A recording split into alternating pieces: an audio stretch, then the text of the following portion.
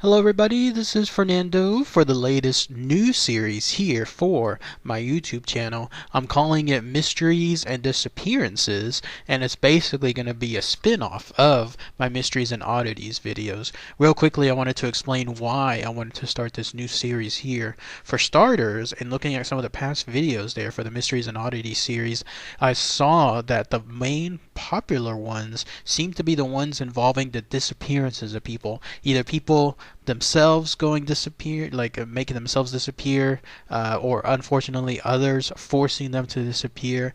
It seems like that is just a very popular theme, and I can see the attraction to it because it's a lot like that great show Unsolved Mysteries from back then, and then some of the new series that are out there.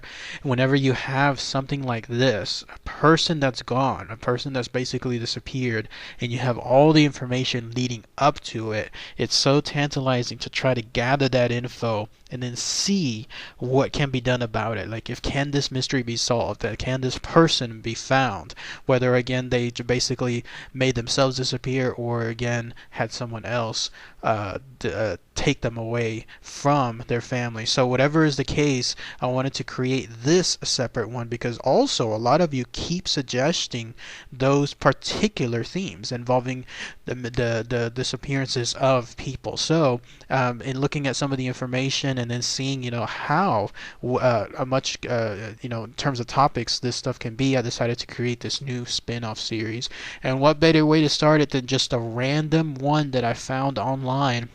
This one having to do with a disappearance of a gentleman named Charles Rogers, but with a little twist. In this case, he is someone that disappeared by his own accord because he in turn was considered the main suspect of the murder of his parents. So here's all the information associated with, in this case, the disappearance of Charles Rogers, and then that way it'll give you an idea of how I want to move forward with this series. I'll be interested to see also what your comments are for this new series as well. So let's go ahead, let's talk about this info here, the disappearance of Charles Rogers. So who was this guy, Charles Rogers? His full name was Charles Frederick Rogers.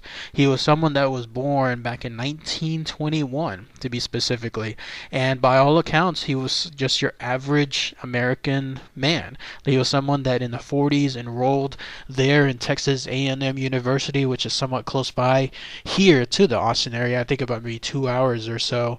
Then went to the University of Houston, and during that time period was even able to enroll in the U.S. Navy. And so he was someone that was part of their naval intelligence. After that time period, his regular life continued. He got a job, it seemed like a really good one, for the Shell Oil Company. Anyone that, of course, knows about these big oil conglomerates, when you have a job with them, it's usually considered a pretty good job. So there he was, working as a seismologist for them. He was someone that was able to, I guess, trying to find gas and oil within the ground or within the ocean for them. Again, considered very lucrative because here you have an opportunity to help find boatloads of money, in this case of oil, for the Shell Oil Company, and they will no doubt provide a good income for that type of talent. And the way his colleagues described him, he was someone that was, again, just your average Joe. He was considered highly intelligent. He had a talent for his job. He was even fluent in 7 languages, if you can believe it. And then his main hobby seemed to be ham radios. Everything, though, took a strange turn because here he was, someone in a good job, graduate from a school, in this case also somebody that was presumably honorably discharged from his naval position. And then out of the blue, he decided to just quit his job there. I think it was somewhere within the mid-50s or so, 1957 to be specifically. He just suddenly quit that job there at Shell Oil. No explanation was given. It didn't seem like he provided a thorough one, at least to his family members. They were almost as mystified as his friends and his coworkers were. But yes, he just outright quit, and then that was it. Cut to about 1965, a couple of years later, and he was still unemployed from his outright quitting of Shell Oil. So there he was living with his parents. They went by Fred Christopher, the father, and then Edwina Rogers, the mother. They lived there in a suburb somewhere in the Houston area. And the way that the neighbors described this guy Charles Rogers was he was somewhat that was still, just normal, but more of a recluse or a reclusive person, because the way that they stated that they saw him, it was very rarely. It was either in the early morning, very, very early morning, or late at night, way past dark time. That's when they saw him. Otherwise, during the day, he was never really at home. And the way he communicated with his parents, it seemed to be like a very, very, very strained relationship, and more on that later on, because the way he communicated with his parents was all these notes that he had, he would just simply slip them under his door. Like his room in his parents' house, nobody could open that door, the way it sounded like. Instead, if anybody wanted to communicate with him, they would have to do so by slipping notes under his door. He would write the answer or put some other comments, and then he would slip them back. Very strange, very bizarre, no? The idea of somebody doing something along those lines in one of their parents' home.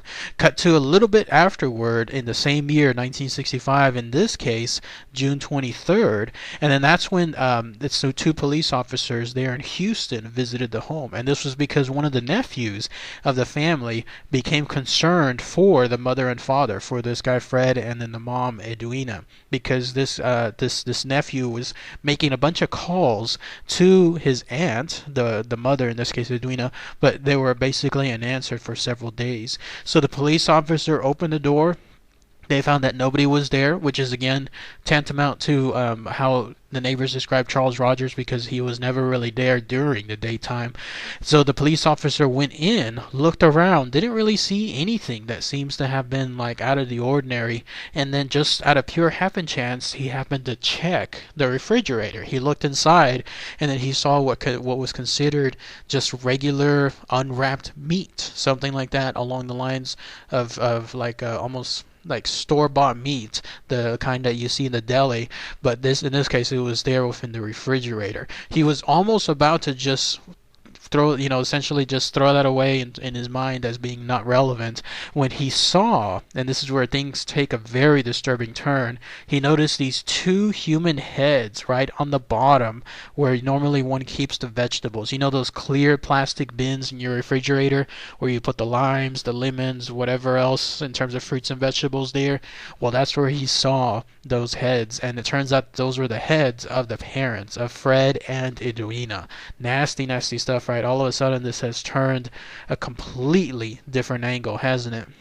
And so, sure enough, it turns out that the meat that was within the refrigerator was, in fact, the bodies of the parents, all cut up. And then more investigation was done afterward. Obviously, like the whole house was in turn combed over to try to find out exactly what happened. And then they found out that other stuff was flushed down the toilet because a lot of things were found near the sewer. And then they found blood that led to the room that Charles Rogers had. Charles Rogers was, of course, nowhere to be found. He was completely gone by that point, had not returned later that night, and he was immediately the person that was found to be the most culpable person, the suspect, in other words. The way that Mr. and Mrs. Rogers were killed, it seems like they were killed by blows to the head. So whatever was occurring, remember I was mentioning earlier that there was a strained relationship.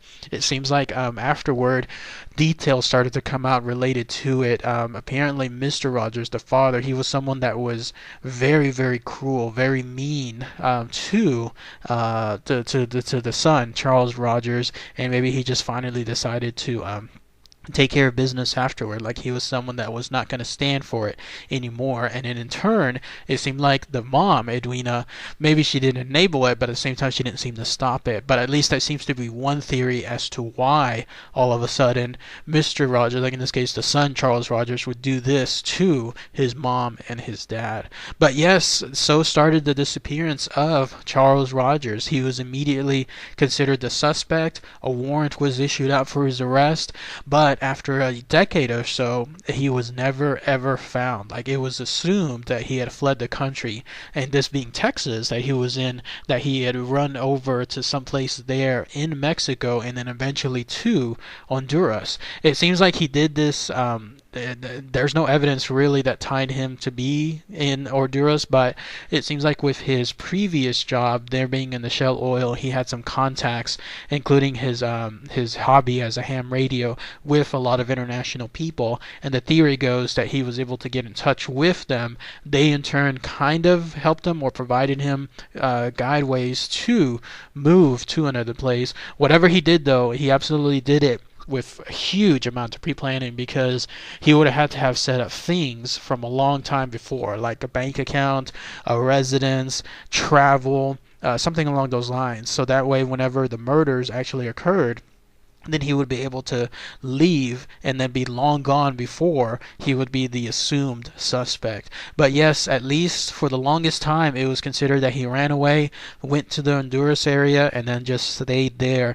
And if you wanted to hear things take another twist with regards to Charles Rogers, eventually in 1975, so cut to about another decade later or so, a judge eventually declared him dead, like unofficially or officially dead. The way it's called is dead in absentia. The notion is that nobody has found him alive, so it's presumed by the court that he is now considered dead. And so the reason that the people believe that has occurred was because the theory is, if you follow the guidelines that he was in Honduras, is that he himself ended up being killed in Honduras, kind of like a weird way of a poetic justice, because it seems like those very same people, again, this is all theory, nothing was really considered evidence, but apparently people that knew this guy Charles Rogers and then knew of his lifestyle or gathered info elsewhere, who knows. But the idea is those people that helped him go over to the Honduras area, eventually they were people that were somewhat also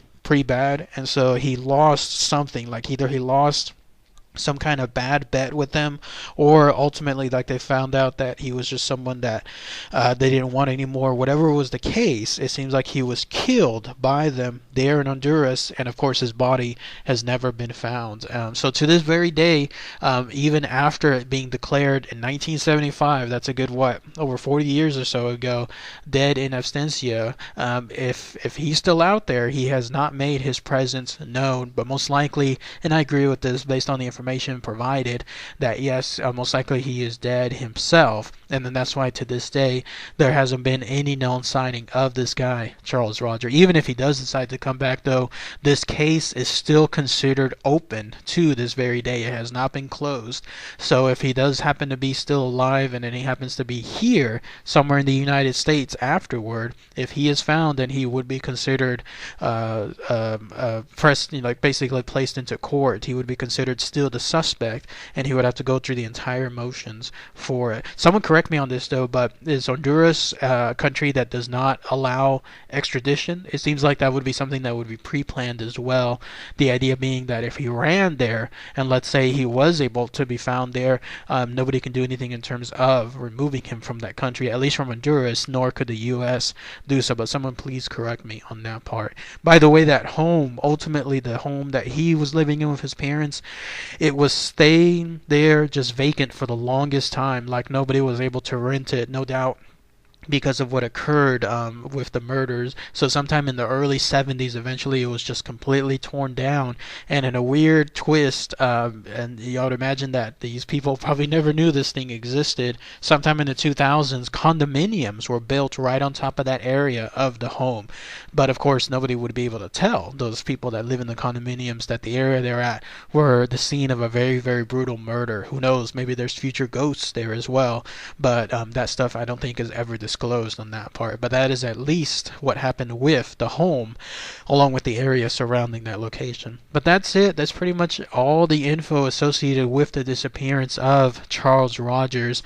Very, very strange turn of events. Here he was, someone that was just a normal person, getting a pretty good job and then just living his life and then quitting all of a sudden, living with his parents, staying with them, having some kind of, I guess, strained relationship, so much so that he eventually killed them. No proof yet that he's the one that did it, but pretty much everyone agrees that he was the only suspect. And then him himself disappearing, and then nobody found him and being declared dead. So lots of strange information. But let me know what you think. That's essentially what this new series is, involving the mysteries and disappearances.